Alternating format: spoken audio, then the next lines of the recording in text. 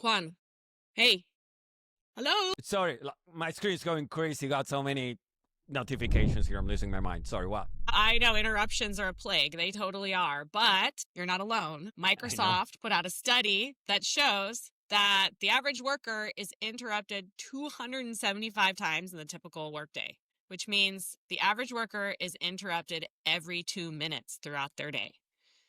It's hard Sounds to pay lovely, attention. and it definitely reminds me of a usual Workday. It's funny though that you're saying Microsoft is the one saying this because Copilot, Slack, so many things. It's kind of like the guy letting one rip and saying, "Hey, who did it?" I mean, you could say that. You could also say it's a little bit ironic that they're lifting the shade on this new trend of people being interrupted even more than before when their products and services are responsible. I mean, it makes me think of I saw my friend Judy Shapiro on LinkedIn. She put a post about how all these interruptions are coming from the AI products that are supposed to help you stay focused and productive. Like you're in a PDF or you're editing a Word document and here comes Microsoft Copilot. Would you like me to help you reformat this? Or you're in an Excel document. Would you like me to help you do this or that? I mean, under the auspices of being helpful and supportive, they're actually taking your eye off the ball. And we know that, as I said, interruptions are a plague. We know that it's really hard to focus with your phone dinging and, so many things that you could be diverting your attention to. But why don't the SaaS companies understand this? Why are they baking it in? That's an excellent question, Kate. Before I get there, though, I do want to say, as you bring this up, right, I see so many things because, I want to ask you about the software as a service company, especially using your business brain. I want to dig in there, but also about the irony of this whole situation.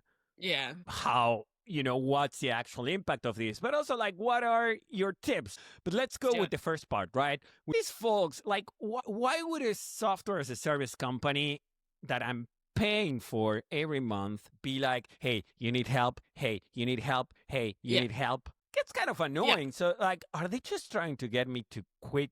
I don't get what's the point. If you could help me figure this out. I'm looking at my screen right now, and there's already so many things in front of me that could draw my attention away. My Outlook is binging, my Slack is pinging, my messages are going off. There's even windows upon windows, tabs upon tabs, right?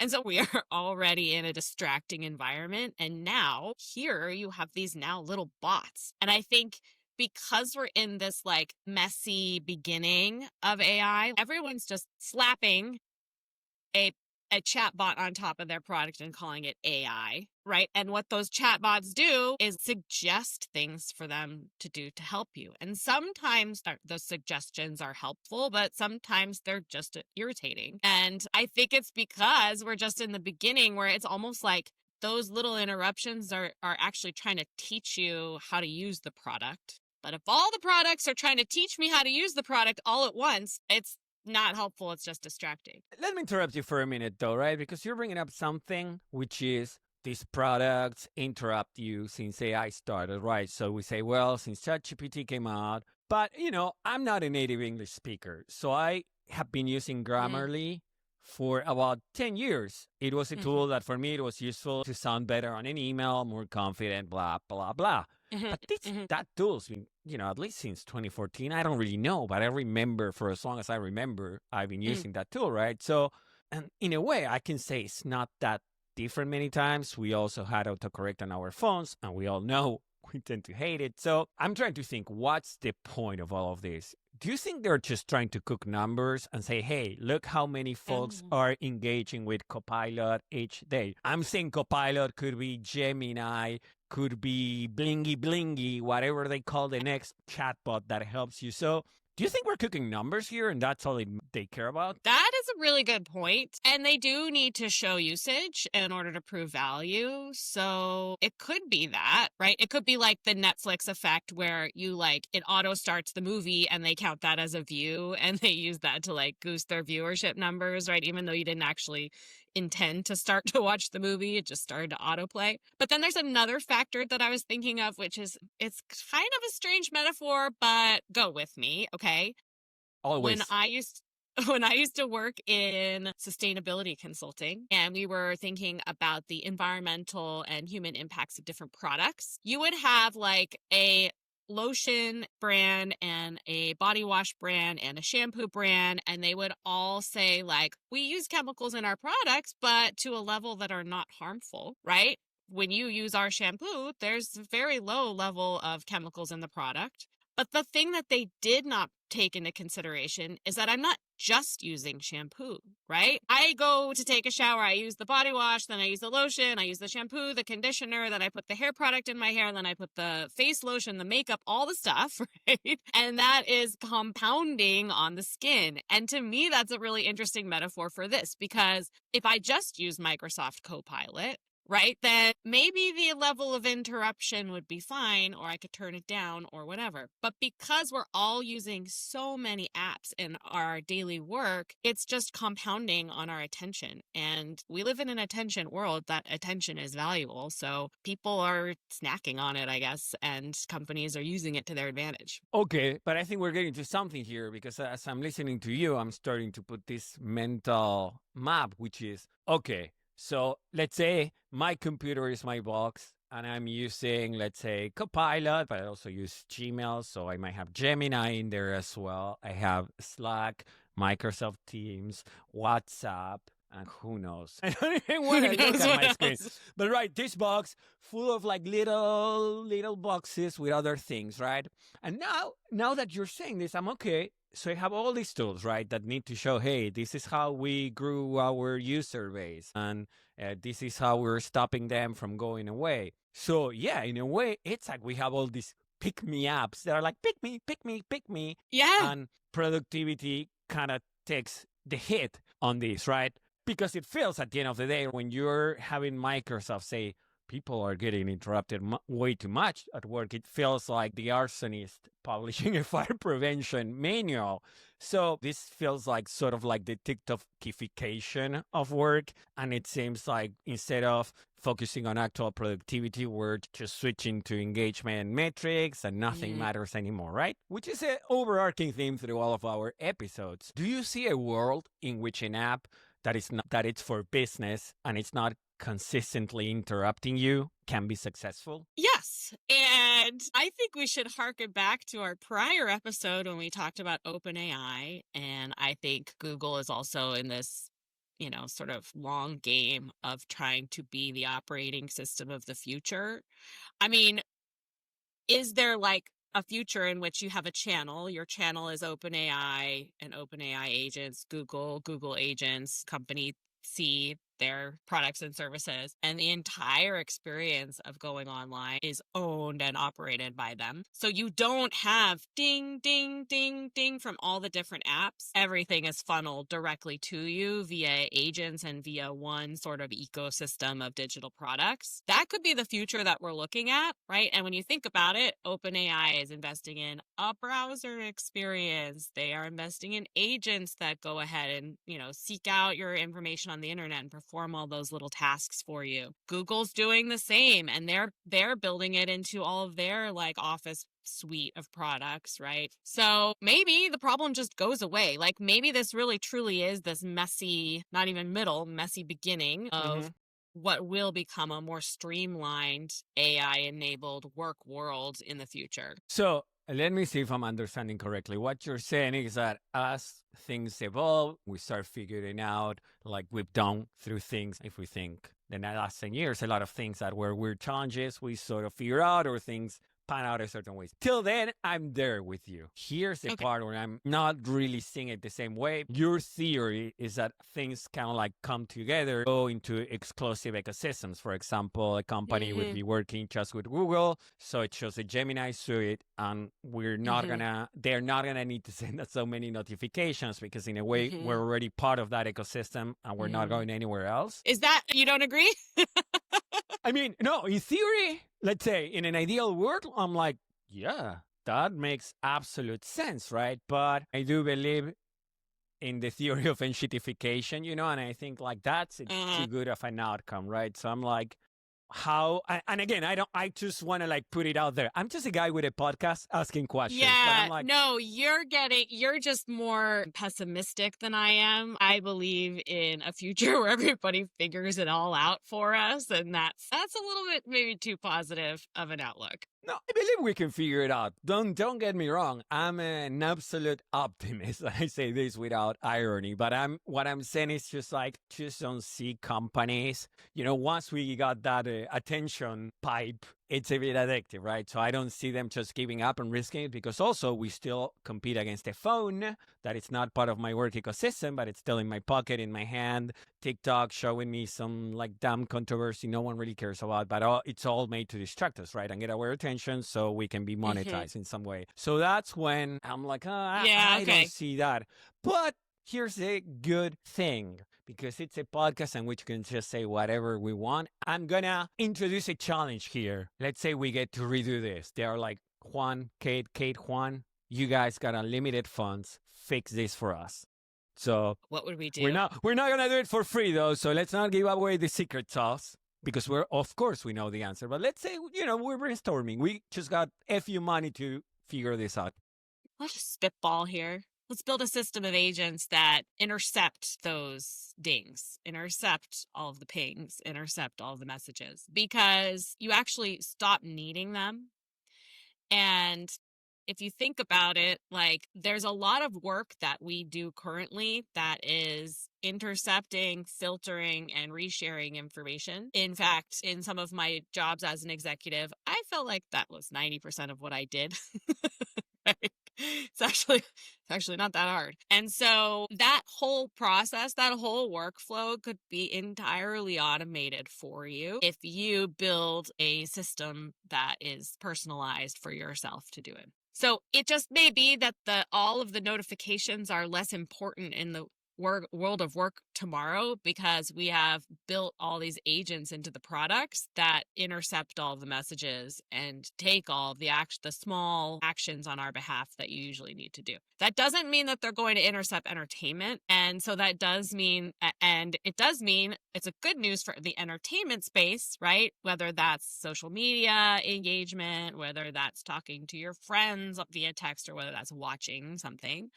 But that or listening, but that the piece of the pie that belongs to entertainment is going to widen, because less and less of our attention is being taken by having to do menial tasks. So could be good news there. One thing I've been thinking about, because I keep hearing at work, like adapt, blah, blah, blah, but then I see how most folks are using it beyond the little bubble where we know every detail about what's coming out and the features. But let's say people that do not need to care that much about AI on their day-to-day, and they have bills, the news, etc., right? And I see people are using it for writing emails, for writing social media posts about revolutionizing, democratizing, or whatever is the word of the month. But you can tell, okay, ChatGPT was involved. Same with the emails. What else? What's another use? I guess the real uses, right? Because we say agents, no one outside of this bubble, no one knows what's an agent yet. So regular Good point. Joe or regular Jane in America,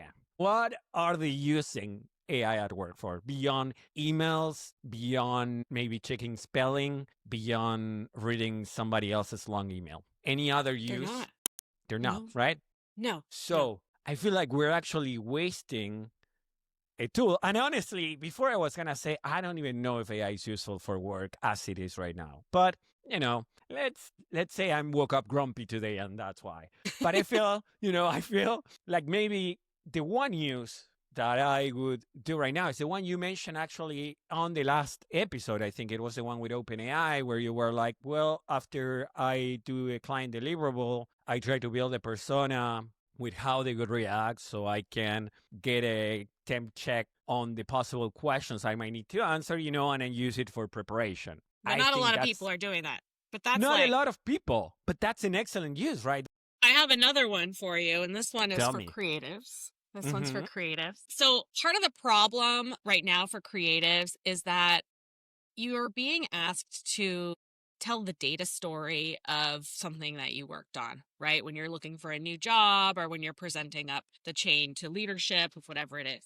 The world of creative has become very data driven, and everybody is having to show proof points of like, I made these decisions and therefore XYZ happened, so I can say it was a success. When a lot of the time, like the creative used to speak for itself, now it needs also proof points. So another use of this technology is not to help you create that creative necessarily, but it's actually to understand how to tell that data story. Right? Whether you have viewership, engagement numbers, whether you have nothing and you need to do research to understand larger trends that you need to point toward to show like, while I worked at this place, XYZ growth happened. There's a lot of that GPT can just teach you and then do the research for you and then boil it down into bullet points for you so you can present well in the leadership in the boardroom, so that you can present well in that interview. So it's all there waiting for you to just pick up the reins and go.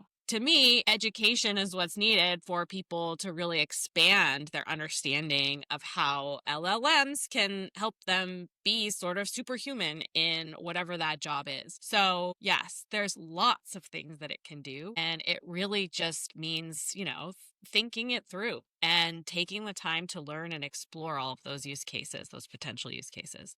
Okay, so let's keep something for the folks that are getting started, right? Because I can say, well, be my thought partner or like the examples we were getting. But at the end of the day, the way people engage with ChatGPT is a lot more on the simpler end. So what's one quick action that someone that has been using ChatGPT for the most basic stuff, what's one quick action to go that step above that you're mentioning right now? Here's one thing. So open up ChatGPT and brainstorm about what the gaps that you have are. You may not have this all figured out, but start a conversation. Hey, I am doing this and I would like to evolve in this way, or I'd like to grow my career in this way, or I feel like I need to learn X. And then use GPT as your thought partner to get you there.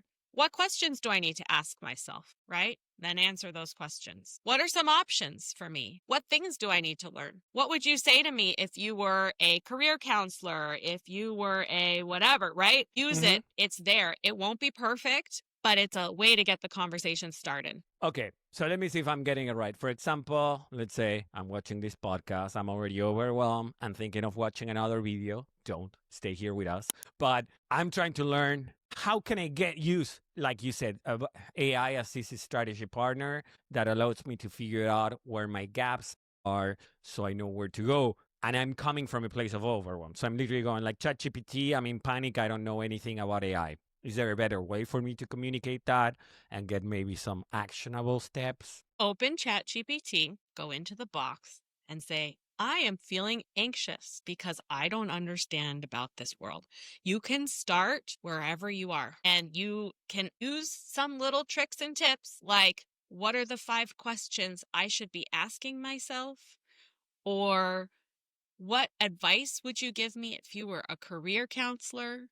Or just explain the basics to me about what large language models are, what ChatGPT is. Pretend I am a novice with no experience or technical background. You can start from where you're at. And trust me, it will give you more than enough information. I think probably your main task will be to get that information condensed down into digestible chunks, but that is also something that the LLM can do for you. Both ChatGPT and I are learning about it. We still don't get to the point, but we try. Now, I have one final question here, because as we were thinking, I'm like, okay, who uses Copilot? Who uses these tools, right? People use them. Yeah, sure. But like, is leadership also using them? Because what I'm trying to get into is like, we have all this war for attention in the office, right? So focus is a luxury, it's a luxury that maybe I have or you have many times as people that are staged in their career where we can make choices and we don't have to be like, go, go, go. But I know those starting their career do not have that luxury. So it feels to me also like, are the folks putting these products together mindful when we talk about this skill gap and people not being able to do all they need to do? Is it because we're overworking people and instead of throwing them a life vest, we're sending just a bunch of concrete and here you go, here's your solution? if you know what I'm getting to, right? Because I feel like, yeah, right now it's also showing the divide between those who can have the luxury of not paying attention to these things and being like, well, if it's urgent, they'll reach out, and the people that do not get the privilege to say, "Oh, reach out to me later." So, what's your take on that? I don't know if it's something Can where we you have hear an what your opinion. cat's take is? Because I can totally hear your cat in the background. Mother.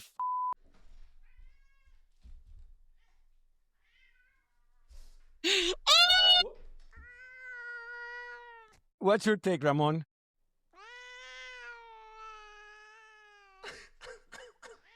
Okay. Well, I'll be back. Wait. What's that cat's name? Ramon.